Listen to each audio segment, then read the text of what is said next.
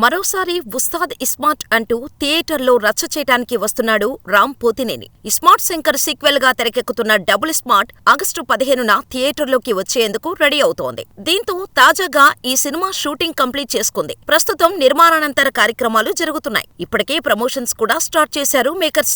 Recent గా release అయిన step మార్ సాంగ్ కు సూపర్ రెస్పాన్స్ వస్తోంది. ఓల్డ్ సిటీ శంకర్ గా రామ్ పాత్ర అదిరిపోతుందని, ప్రేక్షకులకు డబుల్ ఎంటర్టైన్మెంట్ గ్యారంటీ అని చిత్ర యూనిట్ చెబుతోంది.